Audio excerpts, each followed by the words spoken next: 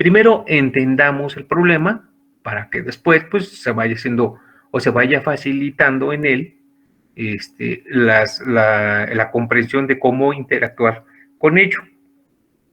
Tenemos, dice el problema, una flecha cilíndrica, es esta.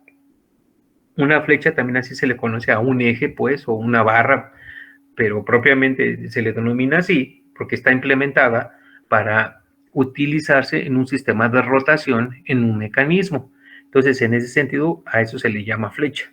Entonces, esta flecha cilíndrica dice de 20 centímetros de diámetro, hecha de acero inoxidable 304, acero inoxidable 304, sale de un horno a una temperatura uniforme de 600 grados Celsius. Entonces, la flecha se deja enfriar con lentitud en una cámara ambiente a 200 grados Celsius, con un coeficiente promedio de transferencia de calor de 80 watts metro cuadrado grados Celsius. Nos solicitan, determine la temperatura en el centro de la flecha, 45 minutos después de iniciarse el proceso de enfriamiento. También determine la transferencia de calor por unidad de longitud de la flecha durante este periodo. Entonces, lo primero que tenemos que identificar de acuerdo con ello son los datos que nos ayuden a diferenciar, decía yo, la información. ¿Por qué? Porque ya con esto las ecuaciones que vamos a ocupar se vuelven triviales, se vuelven simples ya de manejar. Entonces decimos, esta flecha sale del horno a 600 grados Celsius, lo cual nos hace considerar que su temperatura inicial es de 600 grados Celsius al principio. El entorno en el que se deja se encuentra a 200 grados Celsius, quiere decir que se va a empezar a enfriar. Eso es lo que vemos. ¿Con qué relación o mecanismo de velocidad ocurriría este mecanismo o esta forma de enfriamiento? A través de la convección que nos están dando justamente aquí de 80 watts metro cuadrado grados Celsius. Tenemos los datos, nos dan el diámetro de la flecha, entonces es circular, sección circular, sabemos la temperatura inicial, conocemos la temperatura del medio, conocemos también el tiempo que nos están dando, porque es un parámetro que nos están solicitando. A través la pregunta que se nos formula queda en términos de este parámetro que nos están dando, que son los 45 minutos. Quieren saber la temperatura en el centro de la flecha, es decir, en el centro del eje. Si esto yo lo girara y lo vería como sección circular, yo quiero saber la temperatura en este punto en particular, en el centro. Eso es lo que nos están proporcionando y pues obviamente también nos piden que se determine la transferencia de calor, dice, por unidad de longitud durante el periodo, es decir, durante los 45 minutos. Nos dicen que es por unidad de longitud porque no nos dicen de qué tamaño es la flecha, ¿correcto? Entonces lo podremos considerar como si fuera, en este caso en particular, 1 metro. Por cada metro de longitud, el resultado que obtengamos, pues será el valor que se está buscando. Entonces tenemos ya dicho esto, y lo que buscaríamos sería obtener las propiedades del acero 304 inoxidable.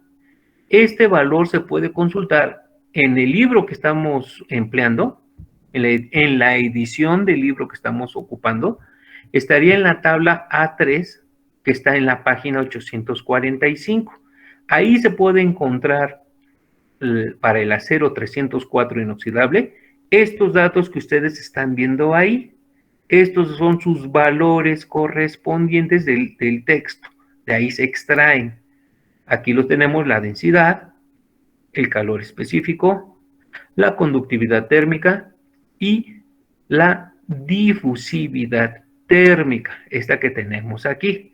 difusividad térmica, que es el valor que aparece aquí, pero por 10 a la menos 6 metros cuadrados sobre segundo. De paso diría, ahí en el texto no se indica esto que yo sí estoy colocando aquí, que los valores de la difusividad térmica están en 10 a la menos 6. Entonces, por favor, ténganlo presente por aquello de algún ejercicio que vayan a hacer en el futuro. A lo mejor por ahí no les dan las cuentas porque a lo mejor el valor que ustedes están empleando no le están poniendo que es por 10 a la menos 6. El texto lamentablemente luego omitía esta información y nada más manejaban el 395 y eso obviamente pues no cuadraba con los valores. Bien, entonces acabo de decir de dónde salen las propiedades del acero, que son de las tablas del texto. Después, se calcula el número de Biot. Procedemos a calcular el número de Biot. Aquí lo tenemos. Número de Biot. Aquí lo tenemos. Y en él, por supuesto, pues de acuerdo a la definición que tenemos, si ustedes lo recuerdan, nos dice que para una configuración cilíndrica, esta es la expresión que se debe de utilizar. H R0 sobre K. Así se debe de calcular el número de Biot. Recuerden ustedes que la clase anterior les había comentado que tuvieran mucho cuidado de no utilizar en este método que estamos empleando, que es el método de las ecuaciones explícitas. En este método no se ocupa la longitud característica que sí se emplea en el método del análisis de sistemas concentrados. Entonces, para no revolverlo, aquí ocupamos así como está definido. Entonces, utilizando los datos en esta ecuación, se hace la sustitución correspondiente y nos queda un valor de 0.54, lo cual, por supuesto, nos indicaría que si ocupáramos el método de análisis de sistemas concentrados, los valores que obtendríamos no serían precisos, es decir, estarían muy alejados de lo que podríamos obtener a través de emplear este método, el cual no nos restringe el caso del número de Biot. Es decir, se puede emplear el método de las ecuaciones explícitas sin problema del número de Biot. Bien, cuando tenemos este caso, entonces, ¿qué hacíamos? Con este número de Biot, vamos a calcular los valores de A1 y lambda 1. Recuerden que A1 y lambda 1 los vamos a encontrar en una tablita que también les había mostrado, que está en el libro que estamos ocupando, es la tabla 4.2, y de ello, para obtener estos dos valores, requerimos, por supuesto, el número de Biot. Tenemos 0.54, que fue el que se calculó. El número de Biot que aparece ahí en la tablita es de 0.5 y luego se va a 0.6. Con 0.54, entonces lo que vemos claramente es que hay que interpolar los valores, ¿correcto? Hay que interpolar los valores y el valor que estamos buscando o los valores que estamos buscando están justamente para 0.54, es decir, 0.97, 184 y 1.1223. Aquí los tenemos. Pongan mucha atención, por favor, a lo que voy a decir, jóvenes. Ahorita, por ejemplo, como estoy presentando esto que estoy mostrándoles, se ve engañoso. ¿Por qué? Porque no están haciendo ustedes las interpolaciones, ¿correcto? Entonces, hay que tomar, por favor, nota por ahí, acordarse cómo se hacía lo de las interpolaciones e ir sacando los valores que aparecen aquí. ¿Por qué? Porque si no, de otra manera se piensa que es muy rápido, ¿correcto? El valor de entrada fue 0.54 y nosotros encontramos estos que están acá. Estos son, entonces, lambda 1, 0.97, 184 y A1, 1.1223. Hasta aquí, jóvenes, ¿hay alguna pregunta? Comentario hasta aquí. Adelante.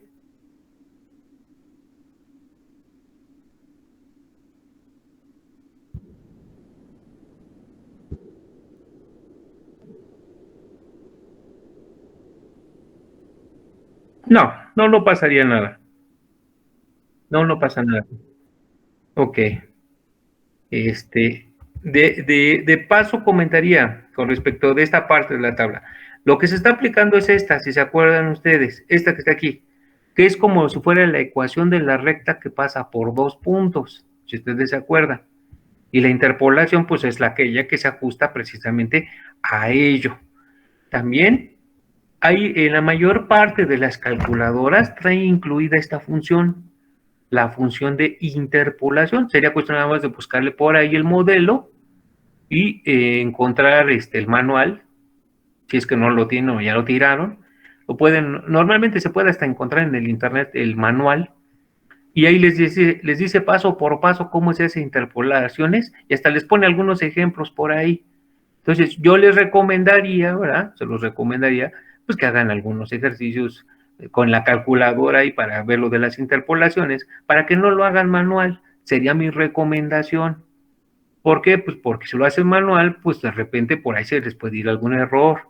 En cambio, con la calculadora, bueno, también puede haber error si lo meten mal, ¿verdad? Eso también es cierto. Entonces ahí tienen ustedes la decisión de cómo lo quieren hacer, si lo quieren hacer con la calculadora o si lo hacen de forma artesanal, ¿verdad? Diría yo. Ustedes toman su decisión. Bueno, entonces ya sabemos de dónde salieron lambda 1 y A1. Esto me permite, ahora sí, con esto que acabo de hacer en esta primera fase, pasar a lo siguiente. En lo que sigue es calcular el número de Fourier. Aquí yo lo tengo.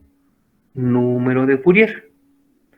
Coloco el valor de la difusividad térmica, del tiempo que me están dando, pero en segundos, ¿verdad? Aquí está en segundos, para que sean consistentes las unidades.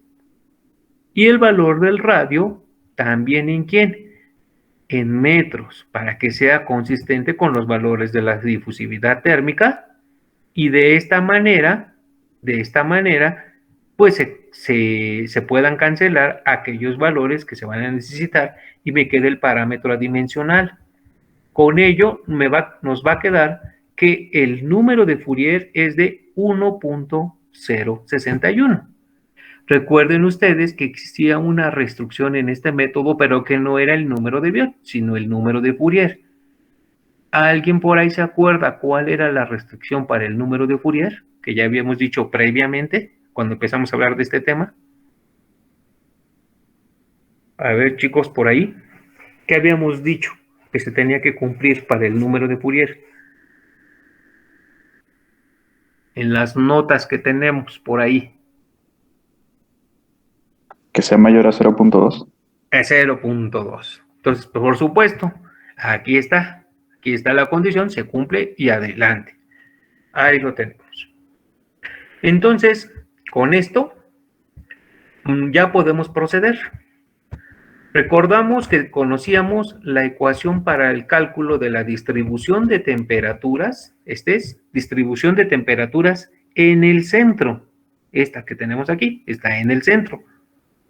Depende de quién, de la temperatura del medio, aquí lo tenemos, y de la temperatura inicial. ¿Qué más? Aquí necesitábamos ¿quién?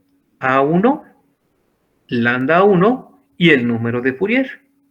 Entonces de aquí podemos ya ver venir que justamente el valor que estamos buscando, pues es la temperatura correspondiente, dependiente del valor que estamos buscando. Cuando se hace la sustitución de los valores que ya conocemos en el lado derecho de la igualdad de la ecuación, aquí lo sustituimos los valores, ven ustedes, entonces ya estamos en posibilidad de decir que el valor de toda la distribución de temperatura, todo esto, pues eso igual a todo lo que yo tengo acá. De esta manera, entonces, la distribución de temperaturas es igual a 0.41. Y con ello, pues podemos nosotros ya despejar la temperatura en el centro, que es la que estamos buscando finalmente. Entonces, bueno, se va haciendo el despeje por partes, ¿verdad? Por fases, por decirlo así, donde nos lleva a esta expresión que depende de la temperatura del medio. Va a depender, por supuesto, del valor que ya habíamos encontrado, que era 0.41, y la diferencia de temperaturas, que obviamente se colocó ahí de acuerdo con el despeje. Sustituimos los valores correspondientes, ahí están, que son los datos que ya teníamos, los sustituimos, y con ello podemos encontrar que la temperatura en el centro, transcurrido el tiempo que nos dieron, en esas condiciones, tendrá un valor de 364 grados Celsius. ¿Preguntas hasta aquí, jóvenes? ¿Comentarios, dudas hasta aquí? ¿Alguien tendrá alguna pregunta? ¿No? ¿Seguros? ¿No? Bien, bien. Entonces, ahí vamos. Estaba muy fácil, era lo que yo les decía. Ahí no hay problema. Lo que sigue ahora es obtener la razón de la transferencia de calor que se disipa durante este proceso. Para ello, la ecuación que tenemos que ocupar va a utilizar el número de Bessel de orden 1. Aquí lo tenemos. Número de Bessel de orden 1 es el que vamos a ocupar. ¿En dónde lo vamos a ocupar? Voy a expresar o voy a poner la ecuación de aquí. Esta es la ecuación que vamos a ocupar ahora. Esta que está aquí. Esta es la que vamos a emplear ahora. Esta ecuación. Y me doy cuenta que ahí necesito ¿quién? El número de Bessel de orden 1 que corresponde a evaluar la variable que voy a colocar como resultado de esa evaluación y reemplazarla aquí. Me voy a ir muy lentamente para explicar esta parte porque normalmente es donde se generan dudas. Y entonces, por eso lo tengo que explicar pausadamente. Vean ustedes. Entonces, ya entiendo por qué tengo que ocupar primero el orden de Bessel de orden 1, porque lo tengo que emplear en esa ecuación. Correcto. Me voy a la tabla 4.3 de mi libro o, en su defecto, de las diapositivas que yo les he estado dando, ¿no? Las notas que les estoy compartiendo, ahí también es la misma tabla, pues. De ahí la puedo ver. Si no ocupo el libro, ocupo las notas y no cambia nada. ¿Correcto? Nada más lo pongo ahí por aquello de quien esté consultando paralelamente el libro. Entonces de ahí me voy a la tabla y me doy cuenta de lo siguiente. Primero, que aparece una new en mi tabla. Esa new va a ser igual a ¿quién? A la lambda 1. ¿Correcto? En mi tabla aparece esta que está aquí. No aparece la lambda, aparece la new. Nosotros decimos que la new es igual a la lambda 1. Así tenemos que entrarle a esa tabla. Ahorita ya estamos explicando el uso de la tabla.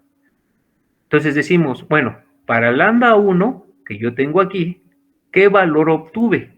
El valor que obtuvimos para lambda 1, si ustedes lo recuerdan, y que ya lo habíamos reemplazado previamente, aquí está, le habíamos dado nosotros un valor correspondiente de 0.97184. Ese es el valor de lambda 1 que habíamos encontrado previamente. Entonces, aquí está. Y ese está comprendido en mi tabla entre 0.9 y 1. Y obviamente, los valores que yo tengo en mi columna donde está el número de Bessel de orden 1 y que me aparece con la new, ya sé que la new es la lambda 1, ¿correcto? Recuerden que la tablita tenía número de Bessel de orden 0, número Bessel de orden 1, si se acuerdan por ahí. Entonces yo nada más estoy poniendo la parte del orden 1, no tiene caso que ponga lo demás que aparece en esa tabla, porque pues no tiene sentido, no voy a ocupar lo demás, por eso me quedé con esta. Entonces, ¿qué quiere decir? Que para este valor de lambda 1 es de 0.9718, interpolando nuevamente entre valores, entre 0.4059 y 0.44, el valor que le corresponde es de 0.431. Todo esto que yo tengo aquí, 0.431, corresponde a todo esto que yo tengo aquí. Es decir, el número de Bessel de orden 1 evaluado en nu, que quedamos que nu es lambda 1, es igual a ¿quién? A 0.431. Todo esto es todo esto que tengo aquí, ¿correcto? Hasta aquí, lo que acabo de decir, ¿es claro para todos o alguien tiene alguna duda de lo que acabo de indicar?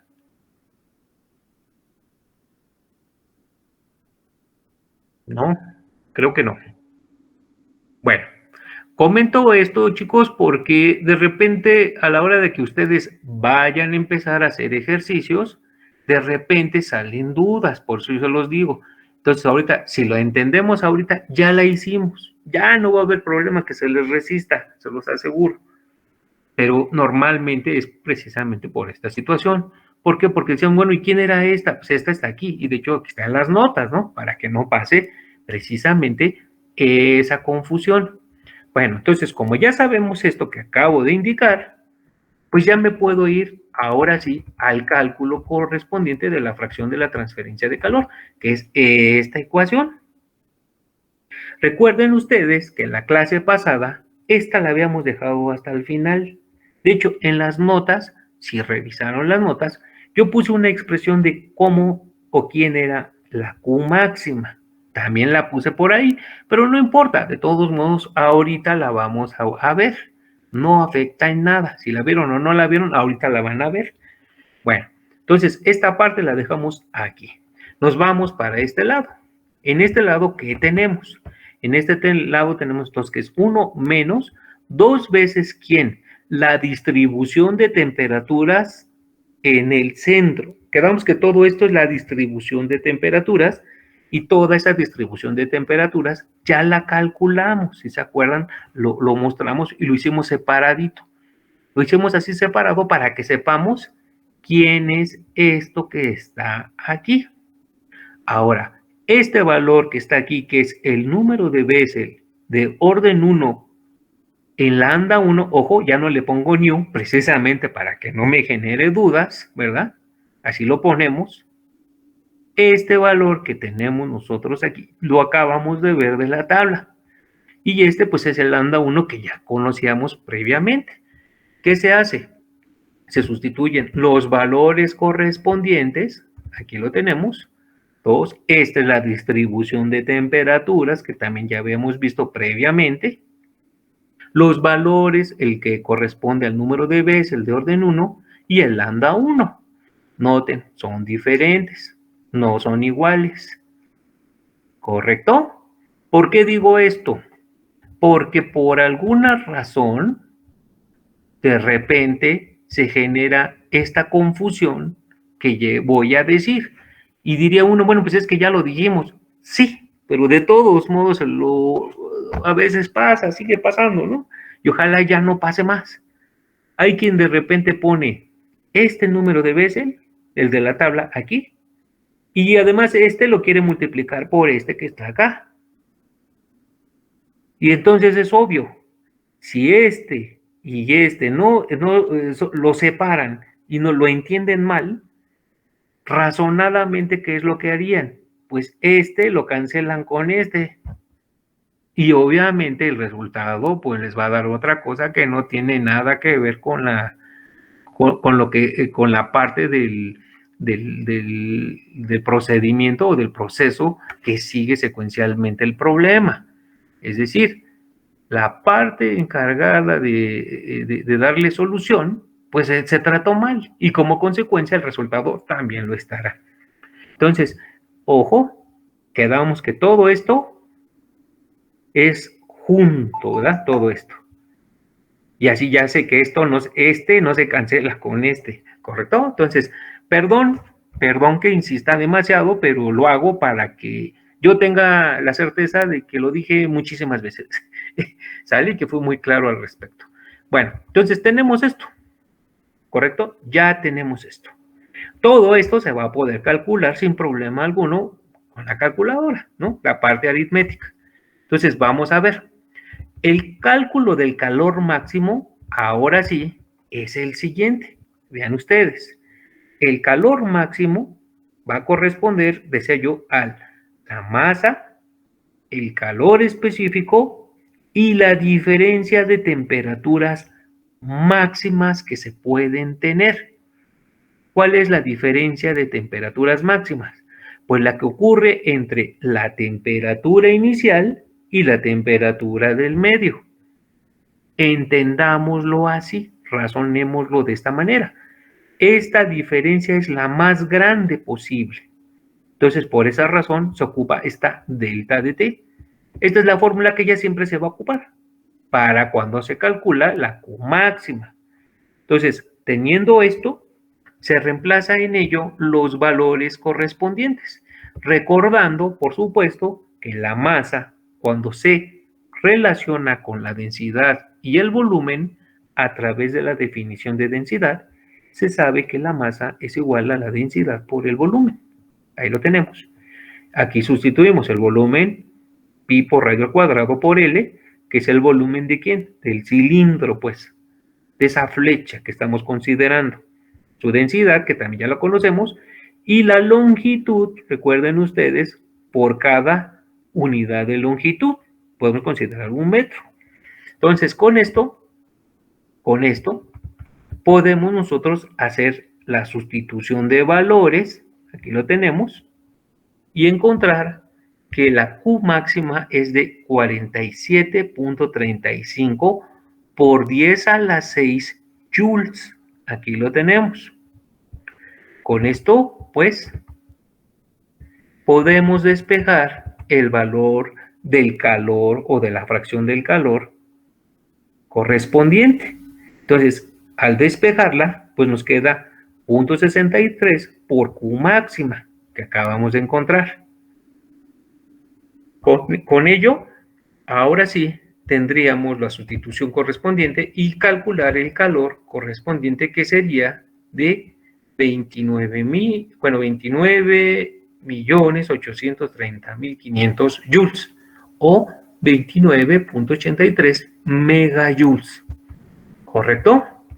Con esto tendríamos terminado este ejercicio en el cual hemos ocupado o fue seleccionado muy a propósito porque nos permite ocupar de diferentes tablas, no de una sola tabla.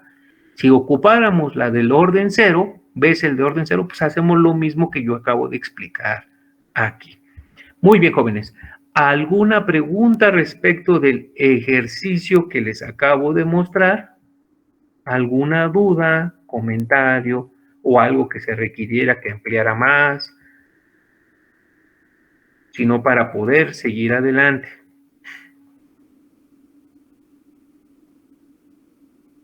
Bueno, excelente, ¿no? Pues qué mejor. Si vamos, quiere decir que entonces ahí vamos, ahí la llevamos. Ahí la llevamos. Vamos. Yo sí tengo una pequeña duda, profe. Adelante, por favor. En la tablita esta, donde multiplicamos lambda por j. ¿Esta?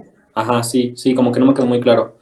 Esta, hay que checar la tablita, estos valores. Este valor y este valor están en la tabla. Entonces, tendré yo que regresarme a las tablas. A ver si me puedo regresar. Es que el problema, como las tengo todas seguidas, para mí va a ser el inconveniente de regresarme a la tabla, pero no hay problema, lo intento. Aquí está. Aquí tenemos las tablas del número de Bessel, esta que tenemos nosotros aquí. En esta tablita, pues tenemos que checar los valores. Todo esto que está aquí no es que se esté multiplicando, sino que a todo esto le corresponde este valor. No se están multiplicando, no. Simplemente que ese es el valor que nosotros tenemos. Entonces, con los valores que estamos nosotros considerando, tendríamos que irnos a esta tablita. Me regreso al problema nuevamente. A ver, permítanme tantito. Ahí. Los valores, el valor o la parte de los valores que estamos nosotros buscando con respecto de esta tablita, para poder llegar a ella, es de 0.9718. Ese es el valor que tenemos que localizar justamente en la tabla, ¿correcto? Me voy a regresar nuevamente a la tabla.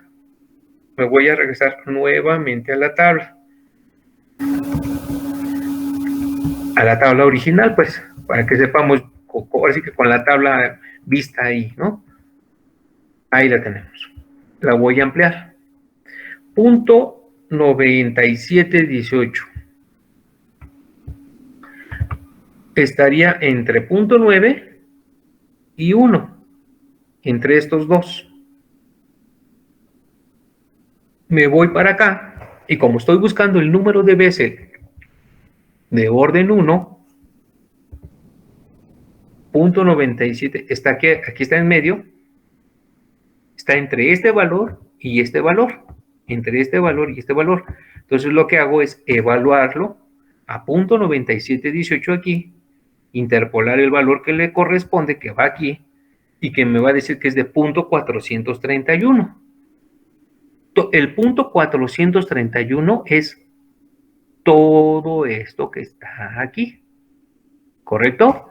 Para el que me preguntó, ¿ahora sí ya queda claro? Sí, profe, muchas gracias. Excelente. ¿Alguna otra pregunta, jóvenes? ¿Algo más? De todos modos, después lo vamos a corroborar cuando empiecen a hacer ejercicios, ¿verdad? Ahí nos vamos a dar cuenta si de veras se entendió bien.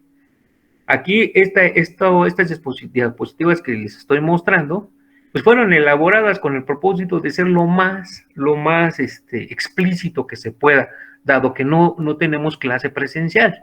Entonces, la idea es que aquellos detalles que en un momento dado uno considere que se pueden escapar o irse por ahí, se han buscado que aparezcan para que ustedes tengan la menor posibilidad de no entender alguno de los temas. Bueno, entonces ya tenemos esto. Dicho esto, entonces puedo pasar al siguiente ejercicio. Vean ustedes. Ahora vamos a ver este ejercicio. Vean ustedes. Dice, bolas de acero al carbón, y ahora me dan sus propiedades. Cuando me dan las propiedades, ¿qué quiere decir? Pues que ya no las tengo que buscar en el libro, ¿no? Ya no las tendría yo que buscar. Por ejemplo, el día del examen, para estos temas, yo les tengo que dar las propiedades, ¿para qué? Para que me evite a mí que ustedes las tengan que estar buscando. Y además, las pueden encontrar y luego hay quien no las va a buscar en el mismo libro, las va a buscar en otra parte, a lo mejor le va a dar aproximado. Entonces, para evitarnos esa situación, yo les doy los datos, ¿correcto? Simplemente el problema anterior se mostró para que ustedes supieran de dónde se sacan. En este caso, en este problema, pues me dice cuáles son las propiedades del acero al carbón. Aquí están: densidad, conductividad térmica, calor específico y difusividad térmica. Ahí las tengo. Dice, de 10 milímetros de diámetro. Esas son las bolas de acero de 10 milímetros de diámetro. Dice, se recuecen calentándolas primero hasta 1000 grados Celsius en un horno. Y a continuación, dejándolas enfriar con lentitud, se van dejando enfriar con lentitud hasta 90 grados Celsius en aire ambiente a 30 grados Celsius. Aquí ya empieza el problema que yo decía, donde uno debe de entender, o lo que yo siempre he dicho, entender cómo están esto de los valores de las temperaturas, porque luego uno se revuelve. Entonces, hasta aquí ya lo tenemos en esta clasificación. Luego, Si el coeficiente de transferencia de calor promedio es de 30 watts metro cuadrado grados Celsius, determine cuánto tardará el proceso de recocido si se deben de recocer 2000 bolas por hora. Ahí lo tenemos. 2000 bolas por hora. ¿Qué más? Inciso B, la velocidad total de transferencia de calor en watts de las bolas al aire ambiente. ¿Correcto? Con ello, entonces vemos los datos. Tenemos los datos de las propiedades del acero de carbón, la parte geométrica, que decía que tenía en las esferas un diámetro de 10 milímetros, la temperatura inicial, que son 1000 grados Celsius.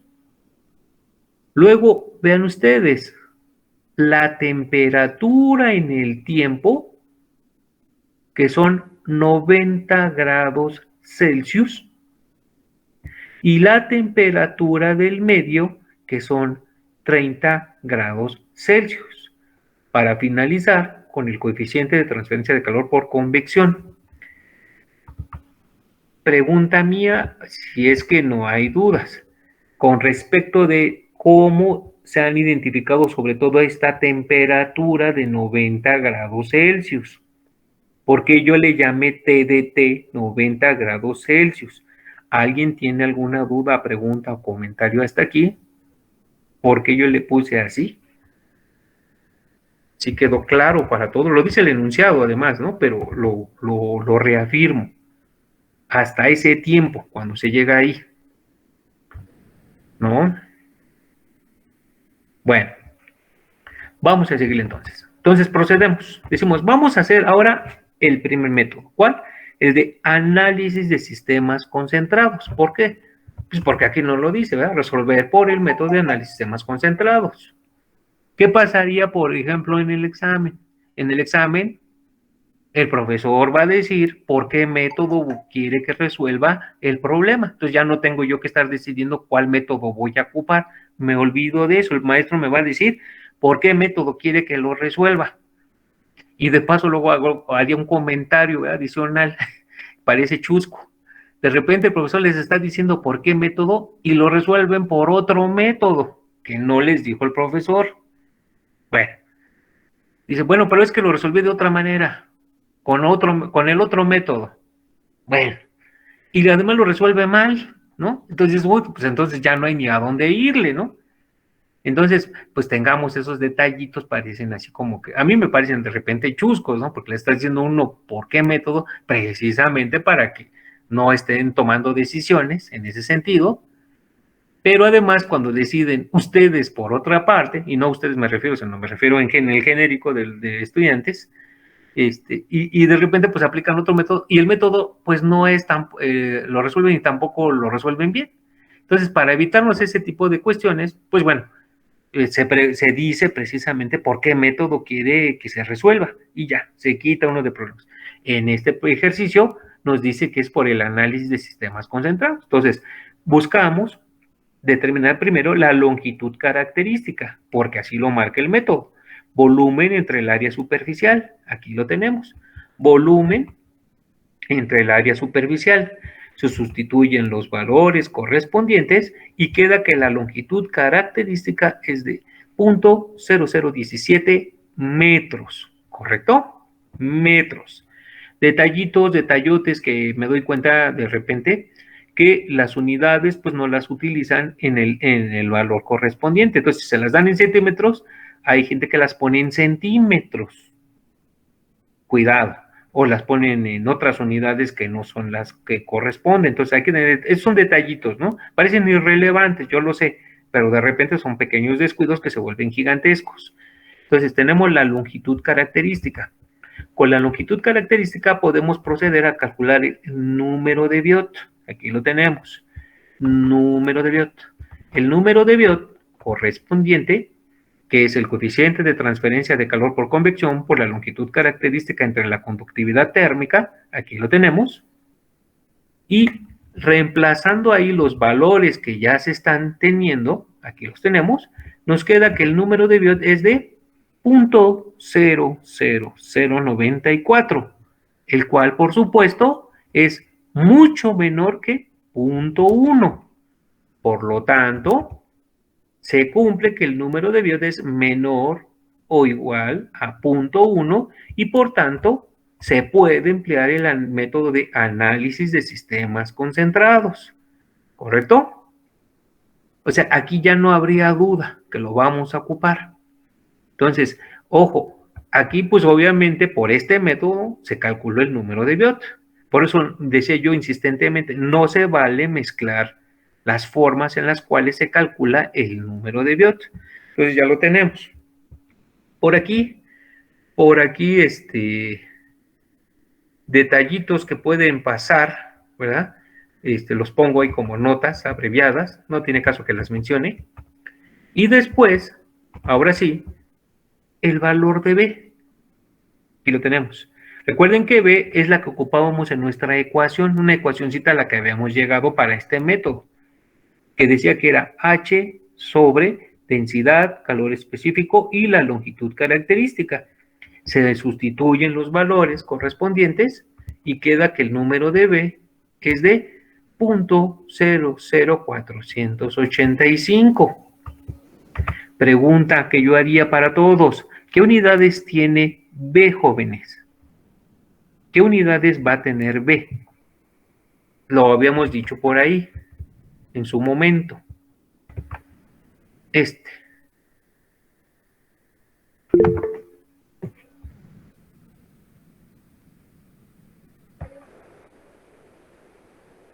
Sí, todavía estoy. Sí, todavía estoy. ¿Sí? ¿Por ahí alguien sabrá cuáles son las unidades de B? Esta que tengo yo aquí. Escriban en el chat, profe. Ah, perfecto. Permítame. Es que digo, como estoy acá y estoy allá, de repente ya no me percato. A ver, es que no lo abrí. 1 sobre segundo. 1 sobre segundo. Correcto. Bien. Va muy bien. Entonces, con esto, ahora sí, prosigo. Me voy a la ecuación. ¿Cuál? Esta que yo tengo aquí. ¿Se acuerdan de esta formulita que decía yo? Esta es la formulita que vamos a ocupar. Ya, se vuelve trivial. ¿Por qué? Porque lo único que nos va a quedar es trabajar sobre de ella. Entonces, sobre esta ecuación, que recordamos que todo esto era lo que acabamos de hacer como la operación en B. Es decir, esta que yo tengo aquí. Aquí la tenemos. Entonces, ya tenemos esta expresión. En ella sustituimos los valores que me están dando y me doy cuenta que, por supuesto, la única incógnita que yo estoy por determinar, pues, ¿quién va a ser? El tiempo. Aquí está, el tiempo. Obviamente, para poder encontrar el tiempo, tengo que operar sobre los dos lados de la expresión. Si aquí tengo una exponencial, pues tengo que trabajar con logaritmos, ¿correcto? Aquí lo puedo colocar de la siguiente manera. Bueno, nada más hizo así para que fuera más legible. Este lado lo pasamos al lado izquierdo y al lado derecho, pero ya resolviendo la operación. Entonces queda esto que yo tengo aquí. Ahora sí, si yo puedo aplicar o aplico la ley de los logaritmos de los dos lados de la ecuación, la parte de la exponencial ya no va a estar y me va a quedar nada más esta parte de la exponencial y me queda esto por el tiempo. En tal caso, aquí ya está, esto por el tiempo, y del otro lado, pues me queda el resultado de la operación con los logaritmos correspondientes. Ahí lo tengo, ven ustedes.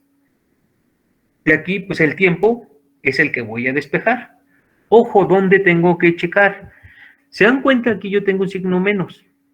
Pero también tengo un signo menos acá. Si yo no me fijo bien en mis cuentas que estoy haciendo, me puede quedar una cosa que ya por definición ya no está bien. Como que de un lado nada más me quedará un signo, ¿no? Entonces ya no me va a dar el resultado. Entonces, por aquí ya me da una buena señal de que ya iban bien las cosas. Despejo el tiempo. Aquí lo tenemos. El menos con el menos se van a cancelar y me va a dar un valor del tiempo positivo. Ahí lo tengo. Y el tiempo que se va a obtener dice que es de 573.8 segundos. ¿Correcto? Esto es lo que me estaría indicando la parte correspondiente respecto del tiempo. ¿Preguntas hasta aquí, jóvenes? ¿Comentarios? ¿Dudas? ¿No? Bueno, continúo. Ahora procedemos a calcular el calor transferido por cada bola. Por cada bola. Entonces, ¿qué hacemos? Vean ustedes. Decimos lo siguiente. Sabemos que la masa es el producto de la densidad por el volumen. Ahí está. Densidad por el volumen. Ahí está. Sustituimos los valores y me queda que la masa de una bola, ¿verdad? Por cada bola, una bola, es de 0.0041 kilogramos. Una bola.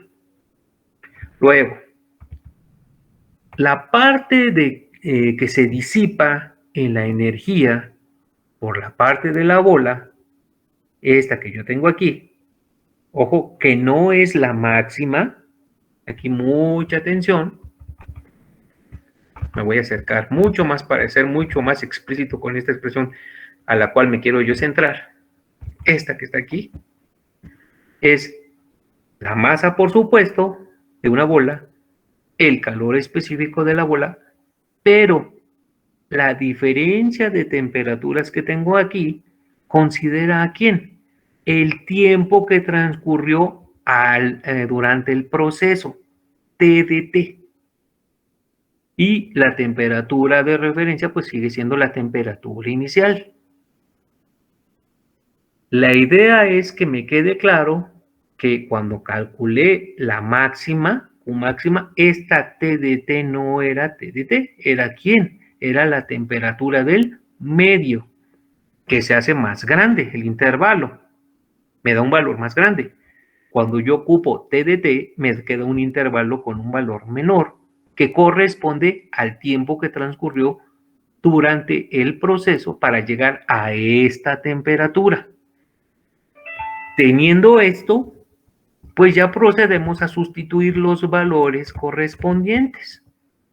Aquí lo tenemos, los valores correspondientes, y calcular el valor de la pérdida de energía. Por eso nos queda un signo negativo aquí, porque se está perdiendo calor, de 1734.915 joules. Recordemos que los signos en las partes del calor tienen un significado. Calor negativo es calor que sale del sistema, calor positivo, calor que entra. En las temperaturas no es lo mismo, ahí sí no hay de eso de que menos algo, ¿no? Ahí sí tenemos que tener mucho cuidado. Con este valor del calor de la bola que se acaba de encontrar, pues ya podemos hacer lo siguiente. ¿Por qué? Porque si son 2000 bolas por hora, 2000 bolas por hora, entonces yo tengo una razón que son 2000 bolas por cada hora. Aquí lo tengo. 2000 bolas por cada hora. Entonces, ¿qué decimos? Convertimos las bolas por segundo aquí. Bolas por segundo. Aquí está bolas por hora. Aquí tengo bolas por segundo. ¿Por qué por segundo? Pues para que sea consistente con las unidades que yo estoy manejando. Por eso se hace la conversión. Si lo dejo en horas, también puedo hacerlo, pero no me va a quedar de manera consistente. Entonces, bolas por hora. Entonces, las 2000 bolas por hora equivalen a 0.555 bolas por segundo. Después, con ello, entonces, ¿qué se hace? Pues se multiplica el valor que encontramos que era para una bola, aquí lo tenemos, por las partes correspondientes que deberían de corresponder para 2000 bolas. Se multiplican y obviamente las unidades, por ser consistentes, dado que está en segundos, nos van a quedar joules sobre segundo, que serían watts. Y entonces serían menos 963.84 watts, lo cual obviamente pues corresponde al resultado consistente con lo que se estaba pidiendo. ¿Alguna pregunta hasta aquí, jóvenes? ¿Comentarios? ¿Dudas? Ninguna, profesor. Ninguna. Es bueno, me da gusto que hasta aquí vamos bien. Mi pregunta sería, jóvenes, A ver, para que nos vayamos siguiendo. Este mismo problema lo podría resolver por el método de las ecuaciones explícitas. ¿Qué me dicen? Yo digo que no, profe, porque el número de Biot es menor a 0.2, ¿no? No, ahí es el número de Fourier. ¿Sí se acuerdan? Acuérdense, número de Fourier. Pero también teníamos una condición que tenía que ser, no me acuerdo si mayor o menor a 0.1, ¿no? 0.2. ¿Sí se acuerdan? Por acá. Recordemos que aquí teníamos que calculábamos el número de Fourier. Y el número de Fourier tiene que ser mayor a 0.2. ¿Sí se acuerdan de este? A ver, voy a empezar por acá. Aquí está. Número de Fourier. Está en sus notas, ¿eh? Número de Fourier es mayor que 0.2. 0.2. Vuelvo a preguntar otra vez nuevamente, me regreso al ejercicio con el que estamos, aquí, y vuelvo a preguntar. ¿Podríamos aplicar el método de las ecuaciones explícitas para resolver este mismo problema? Por favor, a ver, por favor, de acuerdo con los datos que tenemos, calculen el número de Fourier y me dicen cuánto les queda. ¿Qué necesitan para calcular el número de Fourier? Aquí lo tenemos, la difusividad térmica, el tiempo y el radio al cuadrado. Difusividad térmica, tiempo y radio al cuadrado. Difusividad térmica, tiempo y radio al cuadrado. A ver, sustitúyanlo y me dicen cuánto les queda.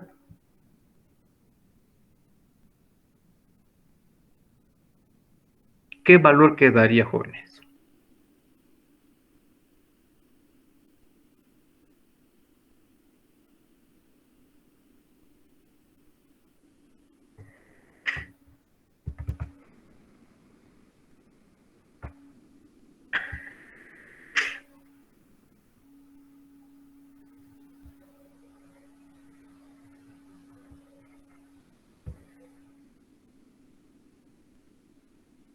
Por ahí, a ver, ¿cuánto quedó, jóvenes?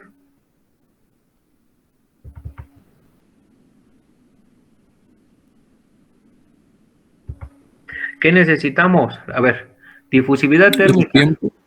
Aquí está, difusividad térmica. 1.474 por 10 a la menos 6. ¿Qué más necesitamos? El tiempo. ¿Conocemos el tiempo?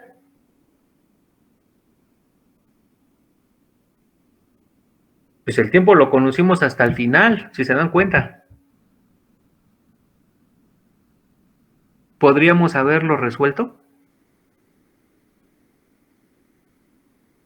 ¿Qué me dicen? No, profe. Así de principio no. ¿Verdad que no? Entonces, si se dan cuenta, no es de que cualquier problema puedo resolverlo como yo quiera. ¿Por qué? Porque para empezar no tengo el tiempo. De hecho, la pregunta de este problema era el tiempo y cómo, si yo no conozco el tiempo, ¿cómo calcularía el número de Fourier? Entonces, en ese caso, ¿qué se tendría que hacer? Ese es el problema, ¿no? Ahí viene la interrogante. Y es cuando dice uno, bueno, pues entonces creo que por ahí no iba. Entonces, no todo se puede. No puedo ocupar todos los métodos de la misma manera. Entonces, ya me está ayudando a entender que no es de que, si no es de una manera, es la otra y le voy a dar. No es cierto, no se puede. No se podría. ¿Por qué? Porque justamente en otro problema tendría yo que ver cómo tendría que resolverlo en términos del tiempo, que para mí va a ser un problema. Pero bueno, esto que comento solamente es para que ustedes también se vayan planteando cuestionamientos sobre la versatilidad de los dos métodos. Bueno, vamos a continuar. Entonces voy a continuar con otro problema, ¿correcto? Este ejercicio que vamos a ver involucra la solución correspondiente para el método de el uso de las gráficas de Heisler, ¿sale? Las gráficas de Heisler son las que vamos a ocupar para este ejercicio para que nos ayude a entender cómo se ocuparían, cómo sirven, cómo funcionan. Para eso es la idea. Recordemos que, pues, si bien no lo voy a considerar yo para, por ejemplo, para meterlo en un examen, pero sí necesito yo por lo menos tener la certeza de qué haría si un día en la vida, ¿verdad?, tengo que resolver algo por esta forma y sí sepa cómo lo debiera de hacer. Eso es muy aparte, ¿correcto? Vamos entonces a proceder de la siguiente manera. Bien ustedes, dice el problema, en una instalación de producción, placas grandes de latón de 4 centímetros de espesor, ahí lo podemos ver en la figura, tiene su espesor de 4 centímetros, que se encuentran inicialmente a una temperatura uniforme de 20 grados Celsius, se calientan al pasar por un horno que se mantiene a 500 grados Celsius. Las placas permanecen en el horno durante un periodo de 7 minutos. Si el coeficiente combinado de transferencia de calor por convección y radiación es 20 metro cuadrado grados Celsius, determine la temperatura superficial de las placas cuando salen del horno. ¿Correcto? Ahí tenemos los datos del problema y una figura ilustrativa que me ayudaría a entender mejor el problema. Por favor, les voy a pedir que la vean detenidamente para que entendamos cómo están involucrados todos los datos ahí. Temperatura inicial, la temperatura del ambiente, el coeficiente de transferencia de calor, la convección, y el espesor de la placa es de 4 centímetros y que nosotros ya sabemos que para este método, ¿verdad? En este método en particular, se asume que el espesor de la placa es 2L. Y voy a hacer algunos comentarios adicionales. Me voy a ir tantito a la parte de lo que hemos estado viendo, por ejemplo, del método gráfico. Bueno, perdón, del método de las ecuaciones explícitas. Aquí lo tenemos, aquí está, y aquí empezábamos con la placa, ¿correcto? Esta era la placa. Chequen, por favor, que de aquí para acá es L. Desde aquí hasta acá es 2L, ¿correcto? Para que no vaya a haber problema. Entonces, por esa razón se precisa para que quede bien claro lo que se va a hacer a continuación. Entonces ahí tenemos 2L. Y entonces, ahora sí, en este caso en particular, estas placas grandes que son de latón, ¿qué se tiene que hacer? Si no me dan las propiedades, me voy al libro. En el libro, en la tabla 3, aparecen las propiedades correspondientes para el latón y de ahí extraigo la densidad, calor específico, conductividad térmica y la difusividad térmica. Ahí está ya. Luego, como voy a emplear el método gráfico, ¿por qué? Porque voy a buscar determinar la temperatura superficial de las placas cuando salen del horno. Lo que voy a mostrarles mediante este ejercicio, digamos que como que es la forma más complicada que se puede emplear para el método de gráfico, utilizando las ecuaciones que nosotros hemos estado viendo y las gráficas correspondientes. Vean ustedes. Entonces, en orden secuencial. Primero, como yo voy a ocupar mis gráficas, ¿se acuerdan que esas gráficas tenían expresiones como de 1 sobre el número de Biot? Porque acuérdense que teníamos varias líneas que se tenían que intersectar. Entonces yo tengo 1 sobre el número de Biot y me queda que es de 45.89. El número de Fourier, aquí lo tengo, número de Fourier es de 35.6. Ahí está ya. Con ello me voy a mi gráfica correspondiente para una placa. Aquí lo tengo. Esta es para una placa. Y ojo, voy a seguir un procedimiento que se va a entender prácticamente al final de manera secuencial qué fue lo que hice o para qué lo hice. No lo puedo hacer al revés porque si no, entonces esto se volvería muy largo. Entonces, primero calculo, vean ustedes, con el número de Fourier que encontré, aquí está, y el número de Biot inverso, que aquí también estaría la línea que le tocaría. Ojo, esta línea que aparece en negro y esta línea que aparece en negro son líneas que yo tuve que trazar aproximando a los valores que encontré. Entonces, voy siguiendo las líneas y donde se intersectan, me desplazo a la izquierda y me va a dar un valor, ojo, para la distribución de temperaturas en el centro. Correcto, ojo, en el centro. No es la que estoy buscando. Esta es en el centro. Me da un valor que aquí está, que va a estar aquí, donde está la manita. Bueno, después de esto, ese valor aproximado que encontré, sería aproximadamente de 0.46. Este lo saqué de la gráfica. Ojo. Bueno, pero además me voy a acordar de algo importante. ¿Por qué? Porque justamente de estas partes, componentes de mis gráficas sobre todo, hay una gráfica que también yo tenía, ven ustedes, es esta que yo tengo aquí, que depende precisamente de la distribución de la temperatura en cualquier elemento de la placa, a lo largo de su espesor. Entonces, voy a llegar a lo siguiente. Voy a ocupar nuevamente el resultado que ya tenía, que era el inverso del número de Biot, 45.89, aquí está la línea, y la identifico con la curva correspondiente que le tocaría. ¿Cuál sería la que le tocaría? Si está en la superficie de la placa, esta relación que yo tengo ahí en mi gráfica que dice X sobre L, X sería igual a L en la superficie de la placa. Entonces, L sobre L me va a dar 1. Aquí lo tengo.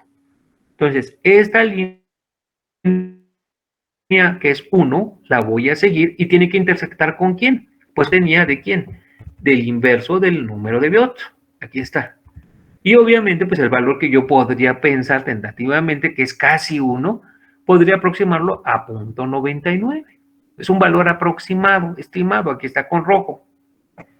Bueno, con esto ya tengo la distribución de temperaturas a lo largo del espesor de la placa.